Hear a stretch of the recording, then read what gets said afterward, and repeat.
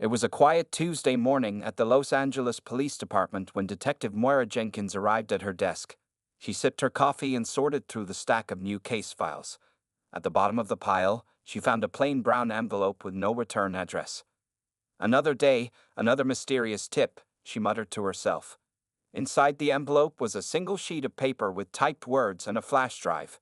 The note was short but caught her attention immediately. "King Cypher isn't who you think he is. Check the basement of his Bel Air mansion. Strange deliveries happen at 2 a.m. every Thursday. Listen for the sounds below ground. What he's hiding will shock the city." Detective Jenkins frowned. King Cypher was one of the biggest names in music. His last 3 albums topped the charts, and his concerts sold out in minutes. The 35-year-old rapper had a clean record, apart from some minor incidents in his youth before he became famous. She plugged the flash drive into her computer.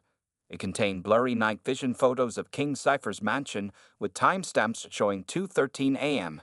Several unmarked vans were parked outside, and people carried large, covered objects into the house. Jenkins walked to her captain's office and knocked on the door. "Come in," Captain Rodriguez called out. "Sir, we received an anonymous tip about King Cypher," Jenkins explained, showing him the letter and photos. Captain Rodriguez looked unimpressed. "Probably just a jealous fan or a rival trying to cause trouble. You know how these celebrity cases usually turn out. But those vans, the late-night deliveries. Jenkins, we can't just raid a celebrity's home based on some vague tip. We need more evidence." "Then let me gather it," she insisted. "Just a few days of surveillance. If nothing happens, we drop it." The captain sighed. "Fine. 3 days, that's it. And keep it quiet. The last thing we need is the press getting wind of this." That night, Jenkins and her partner, Officer Ramirez, parked their unmarked car across from King Cypher's mansion. The sprawling estate sat behind tall gates and thick hedges. They found a spot with a decent view of the entrance. "You really think there's something going on here?" Ramirez asked, opening a bag of chips. "I don't know," Jenkins admitted. "But something about this tip feels different." As the night wore on, the mansion remained quiet. Most lights went out around midnight, but at exactly 1:55 a.m., Jenkins noticed movement at the gate. A black van with tinted windows pulled up, and the gates opened automatically. "Right on schedule," she whispered, grabbing her camera. The van drove around to the back of the property, out of their view. 15 minutes later, another identical van arrived. For the next 2 nights, they observed the same pattern. On the 3rd night, Jenkins had enough evidence to convince Captain Rodriguez to approve a search warrant. "We'll go in tomorrow while King Cypher is at his album promotion event downtown," Jenkins told Ramirez as they ended their surveillance. "Whatever he's hiding, we'll find it." Little did she know that what waited beneath the mansion would change everything she thought she knew about the famous rapper. As she drove home that night, Jenkins felt a mix of excitement and unease. After 15 years on the force, she had learned to trust her instincts. And her instincts told her that this case was about to take an unexpected turn. The next morning, Detective Jenkins gathered her team in the briefing room. 6 officers in plain clothes listened as she pointed to photos pinned on the board. "King Cypher will be downtown for at least 3 hours today. His security team will be with him, but the housekeeper and gardener might still be on the property. Remember, we're looking for anything unusual, especially in the basement area." Officer Ramirez raised his hand. "What exactly are we expecting to find?" Jenkins shook her head. "I don't know. Maybe drugs, maybe weapons, maybe nothing. But those late-night deliveries have been going on for months, according to our source." At 11 a.m., 3 unmarked police cars pulled up to King Cypher's mansion. The security guard at the gate checked their warrant and made a quick phone call before reluctantly opening the gates. The mansion was even more impressive up close. Marble columns supported the entrance, and floor-to-ceiling windows offered views of the city below. A housekeeper named Maria met them at the door, clearly nervous about the police presence. "Mr. Cypher is not home," she said, wringing her hands on her apron. "We know," Jenkins replied gently. "We have a warrant to search the property. You can continue your work or wait until we're done." The team split up to cover the mansion's 3 floors. Jenkins and Ramirez headed straight for the basement level. Unlike the rest of the house, which was bright and modern. The basement had a more traditional feel with stone walls and wooden beams. "Nice wine collection," Ramirez whistled, looking at the hundreds of bottles lining the walls of the cellar. Jenkins wasn't interested in the wine. She carefully examined the floor, walls, and ceiling for anything unusual. The anonymous tip had specifically mentioned sounds from below ground, which meant there had to be something beneath even this basement level. After 30 minutes of searching, they had found nothing suspicious. The other teams reported the same from upstairs: expensive art, gold records on the walls, luxurious furniture, but nothing illegal or strange. Jenkins felt frustration building. Had they been sent on a wild goose chase? "Let's take another look at that wine cellar," she said, not ready to give up. Back in the cellar, Jenkins noticed something odd. The stone floor had subtle wear patterns in one area, as if something heavy had been moved repeatedly. She got down on her hands and knees to examine it more closely. "Ramirez, help me move this wine rack," she called out. Together, they carefully slid the heavy wooden rack away from the wall. Behind it was what appeared to be solid stone, but Jenkins noticed a thin seam running along one edge. "There's something here," she said, running her fingers along the crack. After several minutes of careful examination, she found a small depression in the wall. When she pressed it, there was a faint click, and a section of the wall moved inward slightly. "Get the others," Jenkins said, her heart racing. When the team assembled, Jenkins and 2 officers slowly pushed the hidden door open. Cool air rushed out, smelling of earth and concrete. A narrow staircase led downward, illuminated by dim lights set into the walls. "Radio for backup," Jenkins ordered, drawing her weapon. "And let the captain know we found something." As the team prepared to descend the stairs, Jenkins couldn't help but wonder what they would find. The tunnel appeared professionally built, with concrete walls and electrical wiring, not the work of amateurs. Whatever King Cypher was hiding, he had invested serious money to keep it secret. Jenkins took a deep breath and started down the stairs, her flashlight beam cutting through the shadows ahead. The true purpose of this hidden passage was about to be revealed, and she had a feeling it would be even more shocking than she had imagined. The staircase wound downward in a tight spiral. Detective Jenkins led the way, her flashlight beam bouncing off the smooth concrete walls.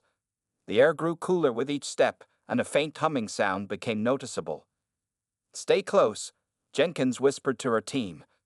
6 officers followed her, weapons drawn, unsure what they might encounter. After descending about 30 feet, they reached a landing. A heavy metal door stood before them, painted black with no markings. Jenkins pressed her ear against it, but heard nothing from the other side. "Ready?" she asked, looking back at her team. They nodded, faces tense with anticipation. Jenkins pushed the door open slowly. It swung inward without a sound, revealing a long, straight tunnel that stretched into darkness. Unlike the rough stairwell, this tunnel was finished with smooth walls, proper lighting, and a level concrete floor. "This isn't some amateur hideout," Officer Ramirez muttered. "This is professional construction." Jenkins had to agree. The tunnel must have cost hundreds of thousands of dollars to build. Whatever King Cypher was hiding, it was important enough to invest serious money in keeping it secret. The team moved forward cautiously, their footsteps echoing slightly. The tunnel was wide enough for 3 people to walk side by side, with a ceiling high enough that even the tallest officer didn't need to duck. Every 50 feet, small lights embedded in the walls provided dim illumination. "Check that," Jenkins said, pointing to a security camera mounted in the corner of the ceiling. "It's active," one of the tech officers confirmed after examining it. "Someone could be watching us right now." Jenkins frowned. If someone was monitoring them, they might be destroying evidence ahead. "We need to move faster," she decided. The team picked up their pace, jogging down the tunnel. After about 200 yards, they came to a fork.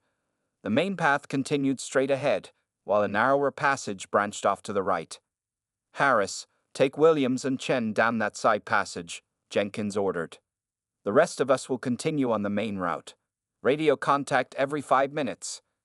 As the 3 officers broke off, Jenkins led the remaining team forward.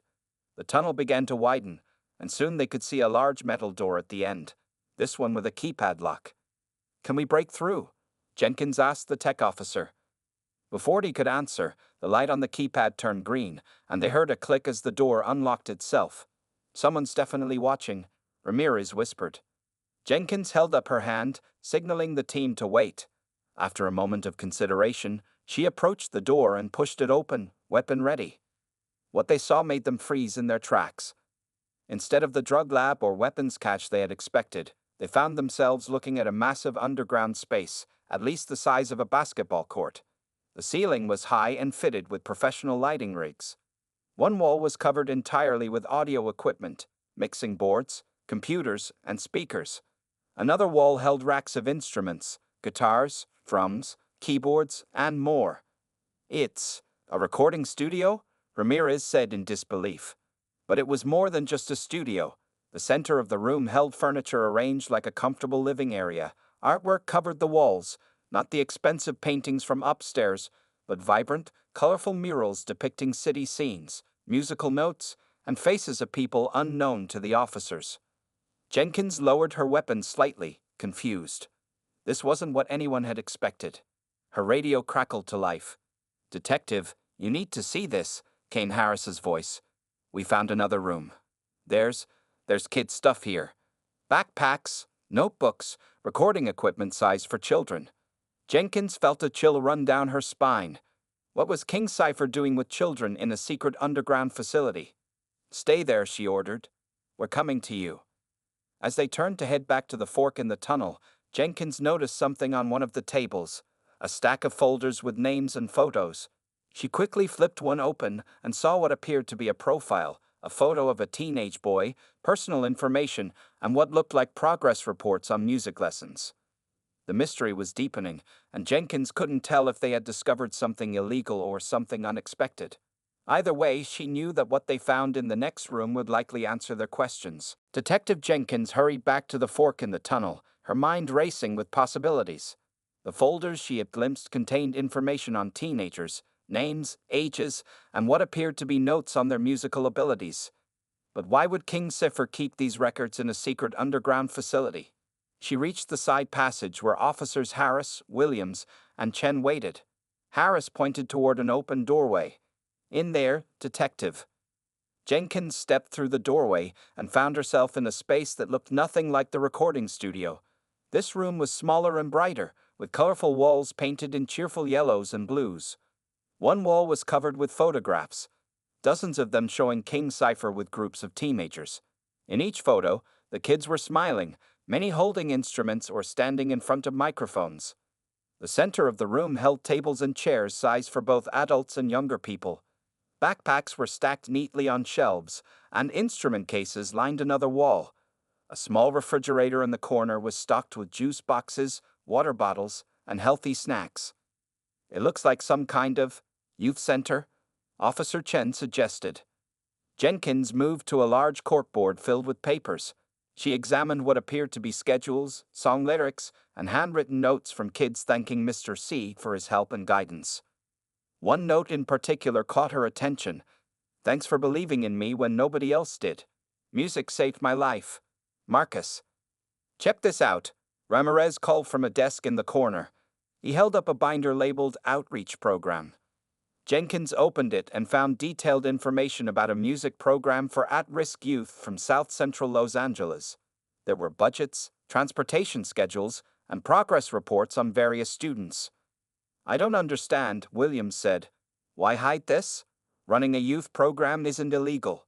Jenkins continued flipping through the binder until she found what appeared to be the program's mission statement, written in King Cypher's own handwriting.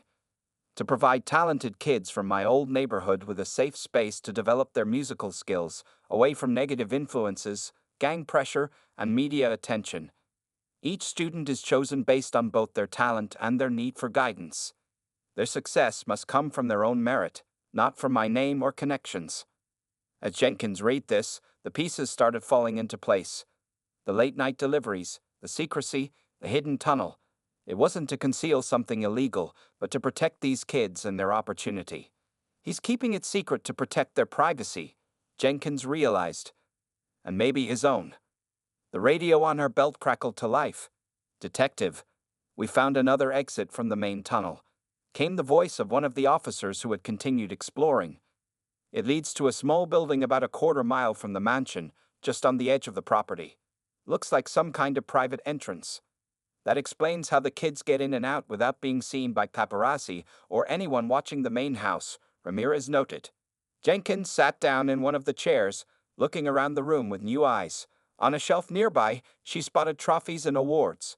Not the platinum records and music industry awards that decorated King Cypher's mansion above, but modest achievements from local youth music competitions. Names of various teenagers were engraved on them, not King Cypher's. So the anonymous tip. Harris began. Someone wanted to expose this program. Jenkins finished his thought.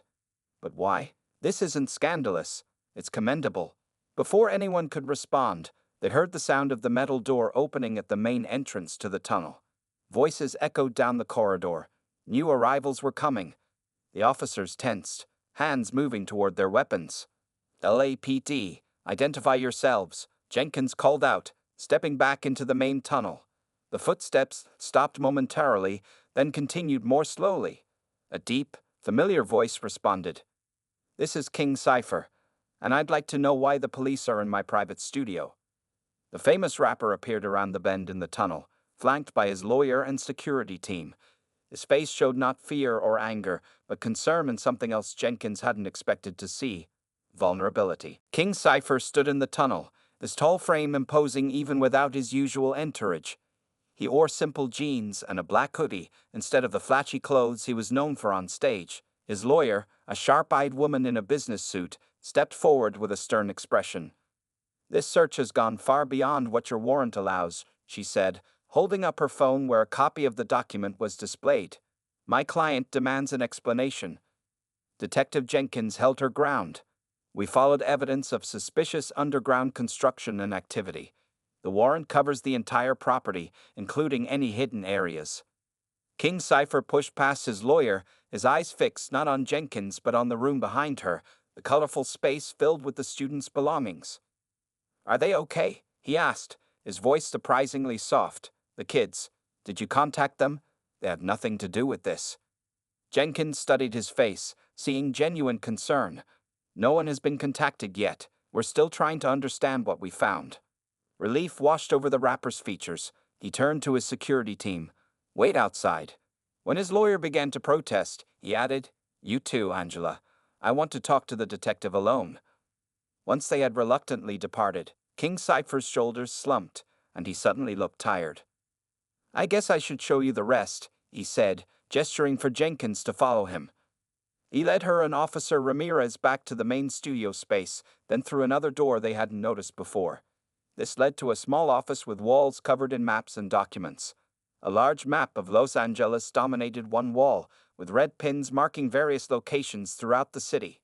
Each pin is a community center or school in neighborhoods like the one I grew up in, King Cypher explained. Places where kids have talent but no opportunities. He opened a filing cabinet and pulled out a thick folder. This is the real story. 5 years ago, I started visiting these places, looking for kids who had musical talent but were at risk of going down the wrong path, like I almost did before I got my break. Jenkins opened the folder. Inside were detailed reports on various community programs, letters from school counselors, and profiles of teenagers with difficult backgrounds. Why the secrecy? She asked. Most celebrities would want publicity for charity work. King Cypher shook his head.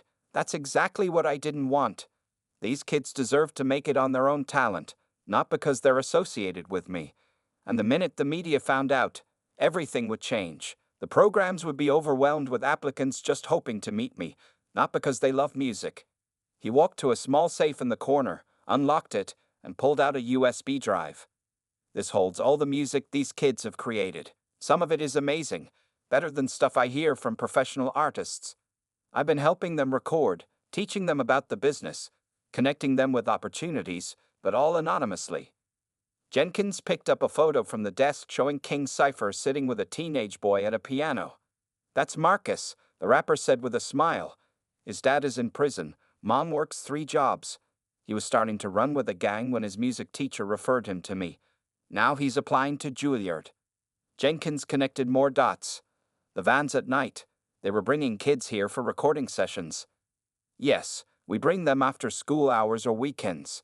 The tunnel connects to a small building that looks like a storage facility from the outside. We pick them up at different locations, so nobody notices a pattern. He sat down heavily in an office chair. I built this place because I know what it's like to have talent, but no way to develop it. These kids have been through enough. They don't need cameras in their faces or people questioning if they earned their success.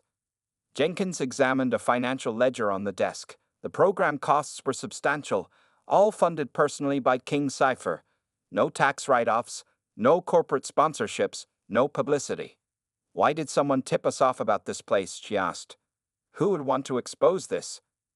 King Cypher's expression darkened. I have some ideas. The music industry isn't always a friendly place, detective. Before he could elaborate, Officer Harris rushed into the room. Detective Jenkins, we found something else. There's a third tunnel, and it leads somewhere you need to see right away. Jenkins looked at King Cypher, who appeared genuinely confused. Another tunnel? That's not possible. I'd only built 2. Detective Jenkins followed Officer Harris quickly, with King Cypher close behind. They moved through a narrow passage that branched off from the main tunnel, one that the rapper claimed he didn't know existed. It's here, Harris said, pointing to what looked like a maintenance door built into the wall. Unlike the well-constructed main tunnels, this doorway appeared hastily made, with rough edges and exposed wiring. This wasn't in the building plans, King Cypher muttered, its face showing genuine confusion. Jenkins tried the handle. The door opened with a creak, revealing another tunnel, narrower and rougher than the others. The lighting was minimal, just bare bulbs hanging from exposed wires. Stay behind me, Jenkins instructed, drawing her weapon again. King Cypher nodded, his usual confidence replaced by visible concern. The tunnel sloped downward for about 50 yards before ending at another door. This one was metal with a digital keypad. Officer Ramirez examined it closely. Whoever built this, they're not using anything connected to me, he said. Ready? Jenkins asked her team. With weapons raised, they pushed the door open. The room beyond was nothing like the colorful, creative spaces of King Cypher's youth program. This space was sterile and functional, with metal tables, computer equipment, and several large servers humming in the corner. Stacks of hard drives were neatly arranged on shelves.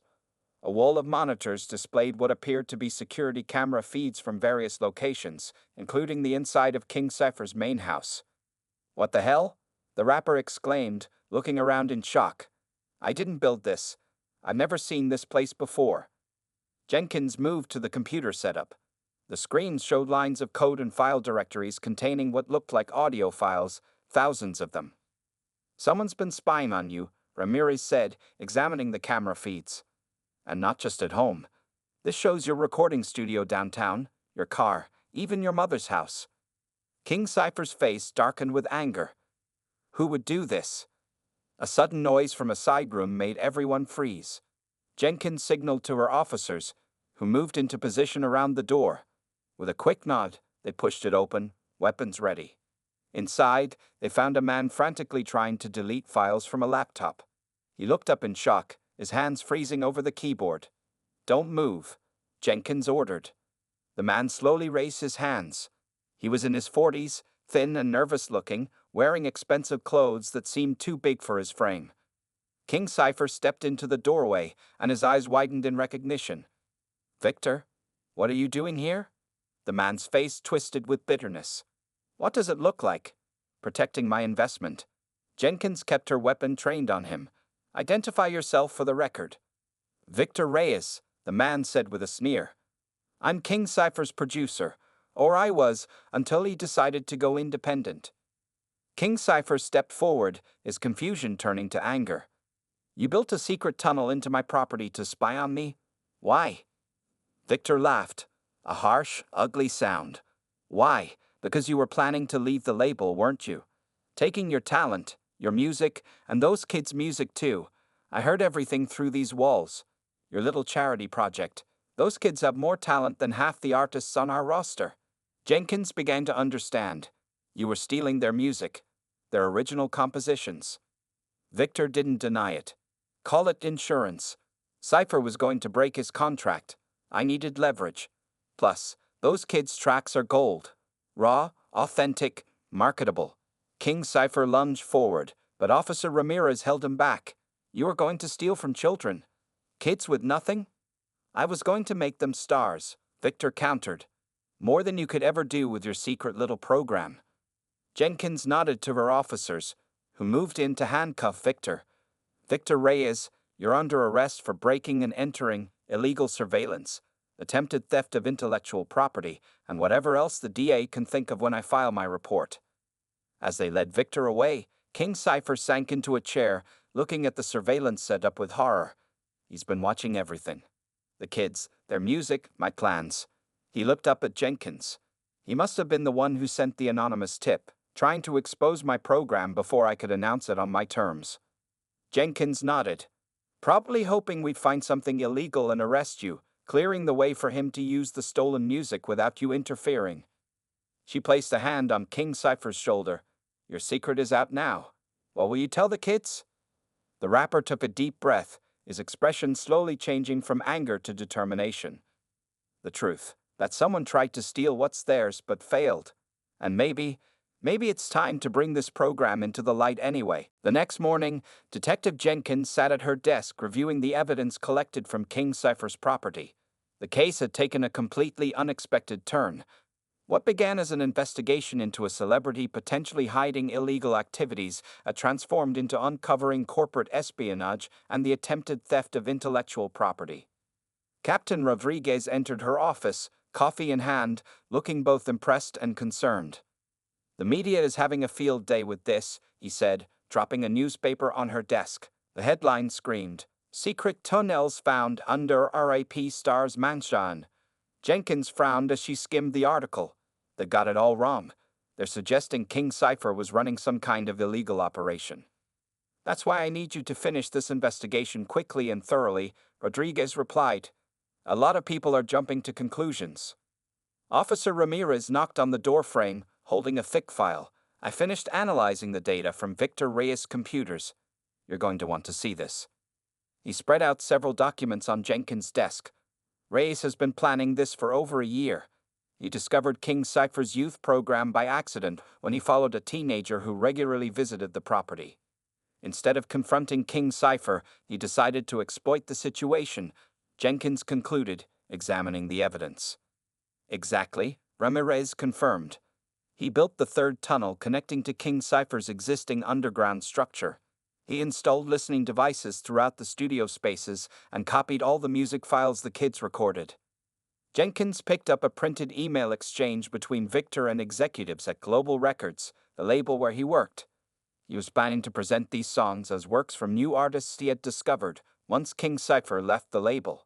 The kids would never have received credit or payment, Rodriguez noted, his face darkening. Jenkins nodded, and the anonymous tip to our department?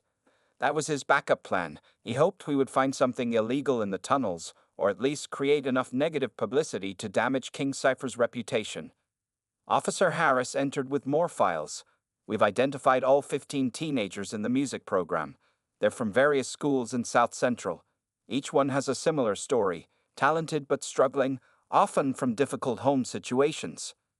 Jenkins looked at the photos of the teens, thinking about how close they had come to having their work stolen. We need to interview them, but carefully. King Cypher created this program to protect their privacy. Speaking of King Cypher, Rodriguez said, his lawyer has called 3 times this morning. He wants to know when he can access his property again. Jenkins closed the file. The text should be done processing the scene today, but I want to speak with him first. 2 hours later, King Cypher arrived at the police station. Gone was his usual entourage of bodyguards and assistants. He wore simple clothes and a baseball cap pulled low over his eyes, clearly trying to avoid attention. In the private interview room, Jenkins showed him the evidence they had gathered against Victor Reyes. He was planning to release these kids' music through front artists, she explained. They would never have seen a penny or received any recognition. King Cypher's hands tightened into fists. These kids trusted me to protect them and their work. I promised them a safe space. Your intentions were good, Jenkins acknowledged. But the secrecy created an opportunity for someone like Grace to exploit. The rapper nodded slowly. I see that now. I was so focused on keeping them away from the spotlight that I created a different kind of vulnerability. What will you do next? Jenkins asked. The story is already public, though most details are still unknown. King Cypher was quiet for a moment, thinking. I need to talk to the kids and their families first. This program was always about them, not me. Jenkins slid a folder across the table. The district attorney wants statements from all the students to build the case against Reyes, but she's sensitive to their age and situations. They can give statements privately. Thank you, King Cypher said sincerely, for understanding what I was trying to do. As he stood to leave, Jenkins had one more question. There are rumors spreading online about what was found in those tunnels. Some are saying drugs, others weapons. The truth is getting lost. King Cypher paused at the door. Maybe that's the problem. Maybe the truth shouldn't be hidden anymore. That evening, as Jenkins finished her report, she watched King Cypher on the evening news, standing outside his mansion, preparing to address the growing crowd of reporters for the first time since the discovery. The press conference outside King Cypher's mansion drew reporters from every major network. Camera crews jostled for position as the famous rapper stepped up to the microphones. Detective Jenkins stood to the side, watching carefully. King Cypher, dressed not in his usual flashy performance clothes but in a simple black button-up shirt, looked directly into the cameras. His usual confident smile was replaced by a serious expression. 3 days ago, police discovered tunnels beneath my home, he began, his deep voice steady. Since then, I've seen wild stories about what they found there. Drug labs, weapons, secret parties. None of that is true. He paused, taking a deep breath. What they actually found was a music education program I've been running for teenagers from my old neighborhood in South Central. Kids with amazing talent but few opportunities. Murmurs spread through the crowd of reporters. King Cypher continued, his voice growing stronger. I kept this program secret for 5 years. I wanted these young artists to develop their skills away from the spotlight, to be judged on their talent alone, not on their connection to me. He gestured to Detective Jenkins, inviting her to join him. Somewhat reluctantly, she stepped up to the microphones. The LAPD investigation found no illegal activity in Mr. Cypher's program, she confirmed. What we did discover was an elaborate attempt by music executive Victor Reyes to steal original music created by these young artists. The crowd erupted with questions, but King Cypher raised his hand for silence. Today, I'm announcing the official launch of the Cypher Foundation for Youth Music. No more secrets. These kids deserve recognition for their incredible talent. From behind him, 15 teenagers walked forward, lining up beside their mentor. They ranged in age from 13 to 18, boys and girls from diverse backgrounds, all looking nervous but proud. A tall boy with short braids stepped to the microphone. My name is Marcus Davis. Before I met Mr. Cypher, I was failing school and hanging with the wrong crowd. Now I'm heading to Juilliard next fall. A girl in glasses took his place. I'm Tiana Washington. Mr. Cypher taught me not just about music, but about business. How to protect my work, how to negotiate, things nobody in my neighborhood could teach me. One by one, the teens shared their stories. Some spoke confidently, others barely above a whisper, but all expressed gratitude for the program that had changed their lives. King Cypher returned to the microphone. Today, we're releasing an album called Underground Voices, featuring original music by these amazing young artists. Every dollar goes directly to them for college funds, and to expand our program to reach more kids. The press conference ended with the teens performing a song they had written together in the underground studio. Their voices blended beautifully, raw talent shaped by years of mentoring. Later that evening, Detective Jenkins sat in her living room watching the news coverage. The story had transformed overnight from scandal to inspiration. Videos of the teens' performance were going viral, with comments praising both their talent and King Cypher's mentorship. Her phone rang. It was Captain Rodriguez. You closed this one nicely, Jenkins, he said. The DA is moving forward with charges against Reyes. Global Records is distancing themselves from him, claiming they knew nothing about his plans. What about the tunnels? Jenkins asked. City engineers have inspected them. They're bringing everything up to code. King Cypher has applied for permits to operate the space as an official youth music center. After hanging up, Jenkins opened her laptop and purchased the Underground Voices album. As she listened to the powerful, authentic music created by the teens, she thought about how differently this case could have ended. Victor Reyes was facing multiple felony charges. King Cypher's reputation had not only survived but grown stronger. Most importantly, 15 talented teenagers who might have been exploited were now being celebrated for their abilities, their futures brighter than ever. The next morning, as Jenkins arrived at the station, she found a package on her desk, a signed copy of the album, and a note that read, "Sometimes the truth is better than secrets. Thank you for helping us find our voice. King Cypher and the Underground Artists." She smiled, knowing that what had started as a suspicious investigation had ended by bringing something good into the light.